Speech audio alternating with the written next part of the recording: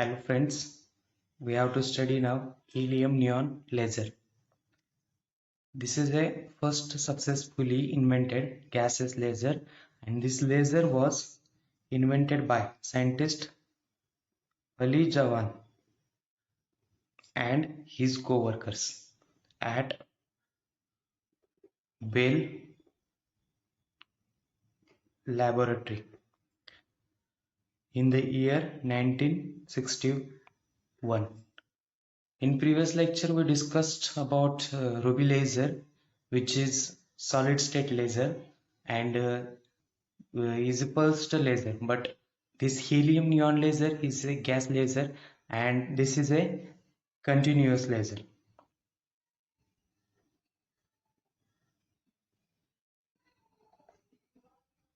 Also, this consists of four level laser system.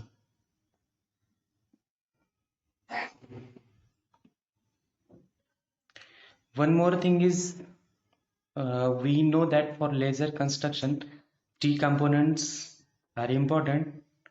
First one is active medium. Second component is resonance cavity.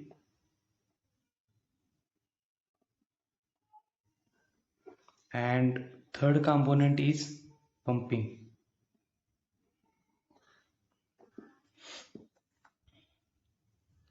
So let us see the construction of helium neon laser. This is a helium neon laser. The central part, that is this part, is nothing but a quartz tube. Its length is L is equal to 50 centimeter and its diameter is of about 1 centimeter diameter. The two windows are used to produce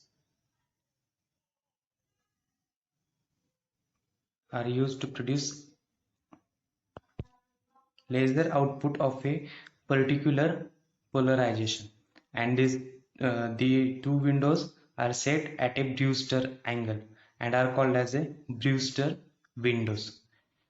Further, this tube consists of a mixture of helium and neon gas. These two gases are in proportion 10 as to 1. This proportion doesn't means that 10 atoms of helium and 1 atoms of neon. It means that pressure of helium is approximately 10 times that of neon. And here neon, this neon gas is a active medium, and this helium gas acts as a transfer agent. You will get answer of this in a working part.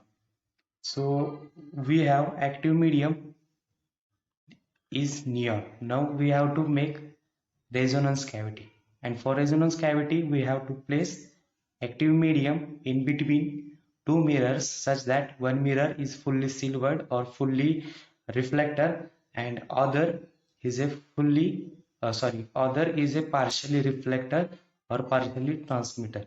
So this gaseous system, that is this quartz tube, is enclosed in between this pair of plane mirrors. Instead of plane mirrors, you can also use concave mirrors. So in this way, we fulfill second criteria, that is resonance cavity. Now third component is pumping. Here we need pumping for excitation process. So here electrical pumping is used, and for electrical pumping electrodes are provided to produce discharge in the gas, and they are connected to a high voltage power supply. So in this way we fulfill the three components, that is active medium is neon, resonance cavity, and third one is pumping, that is electrical pumping. So this is all about the construction of helium neon laser. Now let us see the working of this laser. So for that, consider energy level diagram of helium and neon atom. Uh, these are the first few energy levels of helium atom, and these are first few energy levels of neon atom. Here helium with 2 3s energy state and 2 1s energy state, and neon with 1s 2s 3s 2p and 3s energy state. For simplicity you can also write it as a He1, He2, He3 for helium, and for neon this is Ne1, this is Ne2, this is Ne3 energy level, this is Ne4 energy level, this is Ne5, and this is Ne6 energy level.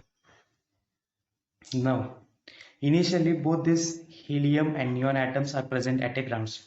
Now, when electric discharge is passed through this mixture of gases by using electrical pumping method, so in that case electron collide with helium and neon gas which are present in this chamber. So as helium is lighter, it absorbs the energy from it, and it goes to the higher energy state, that is at 2 3s state or He2, and at 2 1s, that is He3 energy levels.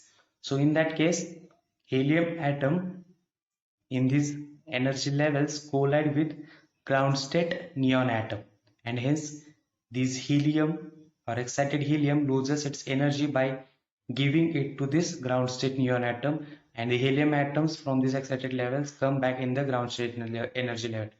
Here, this 2,3s energy level of this helium atom is nearly equal to 2s energy state of this neon atom, and this 2,1s energy level of helium atom is nearly equal to 3s energy level of this neon atom.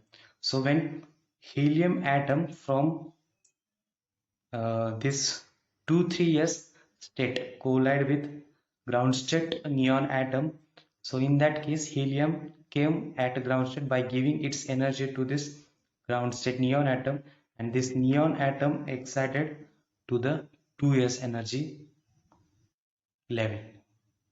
And when helium from this 2,1s energy level collides with ground state neon atom, then this excited state helium come back in the ground state, and this neon goes to the excited state level, which is represented as 3s.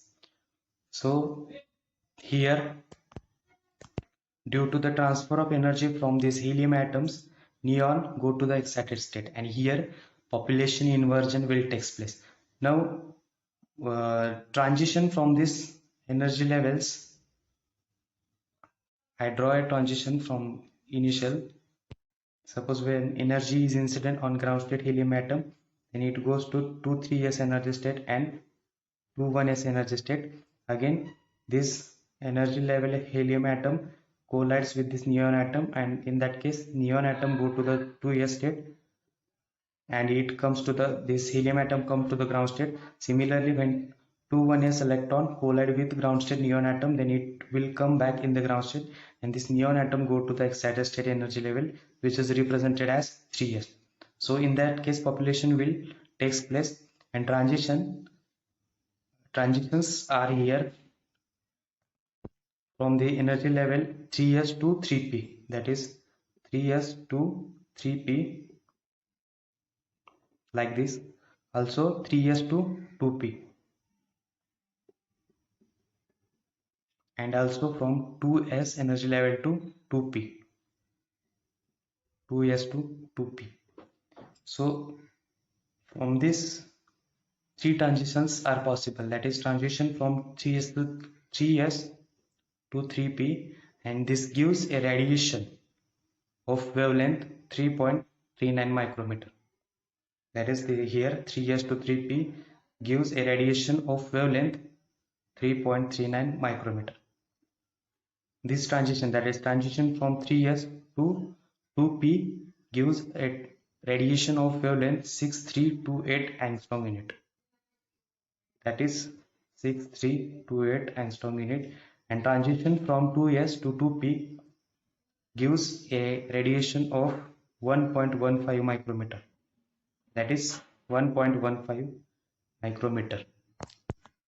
After this transition, they will come back to the 1s level or Ne2 level, and Then after colliding with the wall of this tube, again come to the ground state.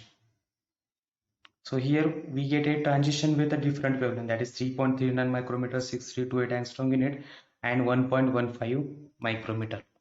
But for laser, what is our basic requirement? We have to require a single wavelength. As we say, laser is a monochromatic, means consisting of a single wavelength. So to fix this problem, we use a chamber of quartz. In that, radiation consisting of a small wavelength, that is 3.39 micrometer and 1.15 micrometer, are absorbed by this quartz, and we get a radiation of 6 to 8 angstrom unit wavelength only. So this is all about helium neon laser. Once again I repeat this whole procedure. When electrical discharge is on, so in that case helium atom from ground state absorb energy and it goes to the higher energy state, that is He2 and He3 state. These excited state helium atom collide with the ground state neon atoms. That is helium from this He3 energy level collide with the ground state of neon atom and it excites to the Ne6 energy level, and He2 atom collide with neon atom and it excites to a Ne4 energy level. Then population inversion will take place and transition from Ne6 to Ne5, Ne6 to Ne3, Ne4 to Ne3 will take place.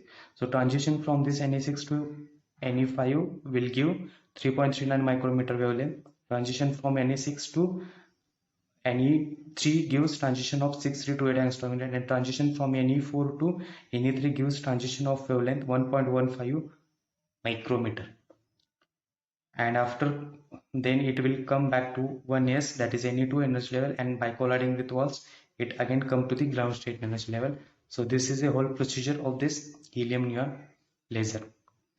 We can also write this mechanism in the form, suppose initially we have two atoms, that is helium and neon gases, and by giving electrical pumping, that is electron is colliding on this helium atom. So in that case helium goes to the excited state, that is represented as He star plus this Ne.